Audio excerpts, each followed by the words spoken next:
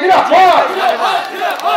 শুধু তাই নয়, নসিপুর থেকে মাইদুল ইসলাম সেলিম সে তারাও আজকে তৃণমূল থেকে আমাদের দাদারা হাত ধরে অধীর চৌধুরীর হাত ধরে জনসভায় কংগ্রেসে যোগদান করলেন।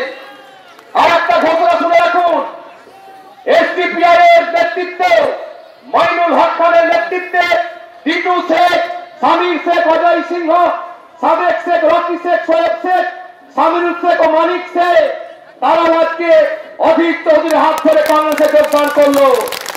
শুনে রাখুন, আরো চমক আছে।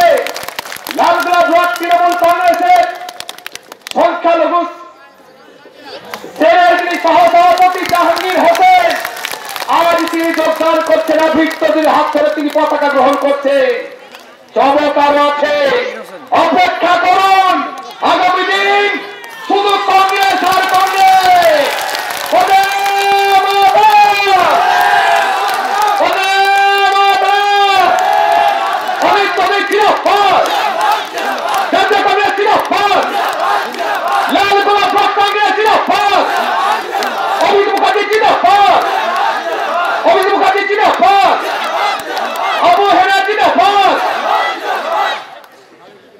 আমরা সবাইকে হয়তো মঞ্চে উঠতে সুযোগ দিতে পারলাম না। অনেক তৃণমূলের ক্যাডাররা যারা অধীর রঞ্জন চৌধুরীর হাত ধরে লালগোলায় আজ ঐতিহাসিক প্রতিবাদ মঞ্চে তারা যোগদান করলেন, আমরা তাদেরকে লালগোলা ব্লক কংগ্রেসের পক্ষ থেকে সাদরে আহ্বান জানাচ্ছি। এবার আপনাদের সামনে বক্তব্য রাখছেন যার বক্তব্য শোনার জন্য আপনারা অধীর আগ্রহ অপেক্ষা করছেন,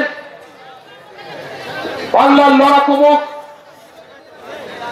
আমাদের সকলের প্রিয় সাংসদ শ্রী অধীর রঞ্জন চৌধুরী বক্তব্য রাখেন। অধীর